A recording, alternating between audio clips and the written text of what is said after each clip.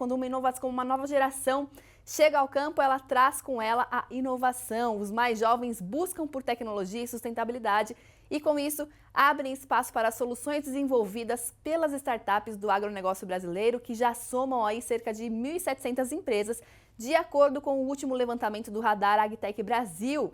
Para falar mais desse assunto com a gente hoje, eu recebo aqui no Planeta Campo Luiz Ojima, que é sócio da Homoludens e co-coordenador do Radar AgTech, e também Cleidson Nogueira, supervisor de ambientes para inovação da Diretoria de Negócios da Embrapa. Sejam os dois muito bem-vindos. Eu quero já começar perguntando para o Cleidson, né? Queria que você começasse explicando como é que está estabelecido esse ecossistema de inovação na agropecuária brasileira. Maravilha, muito boa. Bom, antes de mais nada, começar agradecendo por esse convite aqui para a Embrapa, em conjunto com a Homoludens, né? SP Ventures também, uma das realizadoras desse estudo, possa trazer mais informações. E como você mesmo trouxe esse início da conversa falando sobre o Radar AgTech Brasil, é importante destacar que há uma especificidade, né? Claro, a gente quer saber cada vez mais quais são as empresas que inovam para o agro, mas há um ecossistema de inovação agrícola.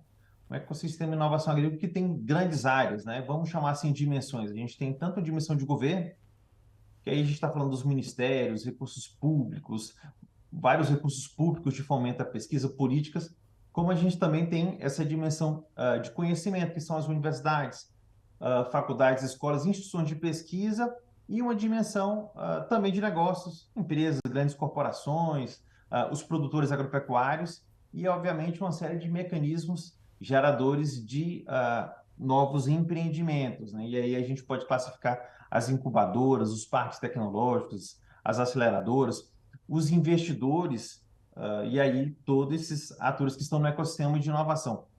A Embrapa se coloca também como um desses atores no ecossistema de inovação, como instituição de pesquisa que traz soluções, né, em conjunto também com outras instituições, os investidores, a própria SP Ventures que está conosco é um investidor, a Homoludens também é instituição de pesquisa, mas eu queria destacar que em todo esse ecossistema, esse estudo quis trazer entre esses diversos atores uma luz em algo que estava ainda oculto, ainda escuro, e a gente queria dar luz a isso, né, que era quais são essas empresas de base tecnológica que estão inovando para o setor agroalimentar, ou seja, quais empresas inovam, quais startups inovam para o setor agropecuário, que são nessa nomenclatura as agtechs. E aí, por isso, o estudo vem trazendo, já durante os últimos anos, um olhar mais focado em quais são os segmentos, né? Antes, dentro e depois da fazenda, e essas áreas, as categorias que essas empresas vêm trazendo inovações e quais são essas startups, onde que elas estão geograficamente, quais são as suas áreas de atuação, e aí com isso a gente entender, inclusive, qual é a evolução, quais são as tecnologias que ele vem aportando soluções. Era isso. Tá certo, Cleidson. Inclusive, você falou aí de onde elas estão, né? Eu queria falar um pouquinho justamente sobre esse ecossistema regional. Então, Luiz, quais que são os principais benefícios desses ecossistemas regionais e onde eles estão, principalmente aqui no Brasil? Bom, primeiro, obrigado pelo convite, né?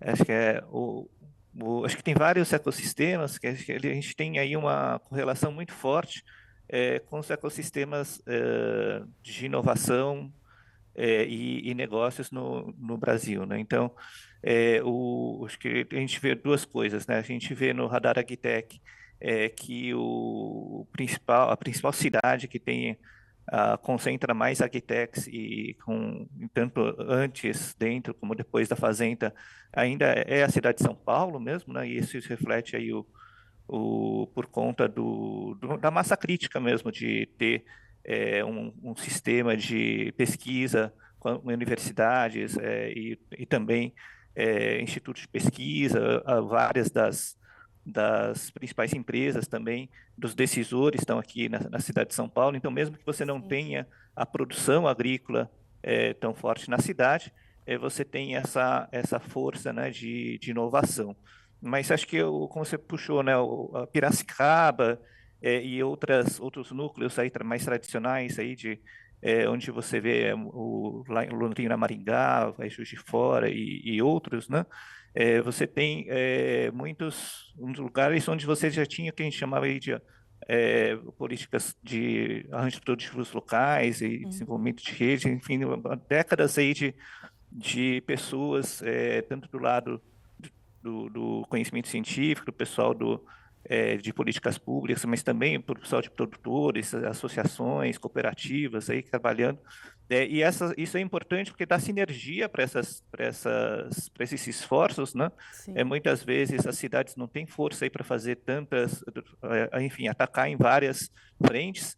E aí acho que o Agtech Valley é realmente um dos exemplos aí mundiais e é reconhecido mundialmente, inclusive, de como uma cidade que já tinha aí uma tradição de pesquisa e também não, de pesquisa aplicada, tem também aí grandes empresas, tem enfim, uma massa crítica aí bastante forte, atraiu aí vários hubs aí privados também e fez essa articulação com as agtechs. Então isso ajudou a desenvolver e reter talentos também que de outras formas iriam para talvez outras cidades e outras empresas fora lá de Piracicaba, e deu visibilidade nacional e internacional para toda a cadeia, não só para as agtechs, mas também para as outras empresas que estão no ecossistema, para os outros entes públicos também. Então, acho que a gente está vendo, a Embrapa fez aí um levantamento bastante grande aí sobre os diversos... isso é um spoiler, né? A gente vai dar isso no nosso próximo estudo, mas a gente vai ter mais detalhes aí sobre vários desses ecossistemas regionais e como eles são importantes. A gente tem ecossistemas regionais no Brasil inteiro, em todas as regiões, cada um com suas especificidades, e a gente tem visto aí que, mesmo, por exemplo, mais recentemente, né, você teve iniciativas mais voltadas para a Amazônia, por exemplo. E com essas iniciativas, deu visibilidade para uma série de agtechs que não estavam tão visíveis mesmo para a gente, que a gente tá sempre com o radar literalmente ligado. E então a roda gira por conta desses várias iniciativas aí que se complementam. Sim. E que vão criando, né, se fortalecendo aí as regiões, né, e as startups regionais. E aí, o Cleidson, eu queria te perguntar também, né, como que esse papel das startups tem sido importante e vai ser cada vez no futuro para o Brasil continuar tendo um agro realmente produtivo e cada vez mais sustentável também, né? Quais que são as soluções que as agtechs podem trazer nesse sentido? Não, maravilha, muito bom, porque o enfoque do estudo é justamente nas startups e, claro, se conectando com essa primeira questão, né, que há uma série de atores no ecossistema de inovação. As startups, elas efetivamente têm ali um fator distintivo, né?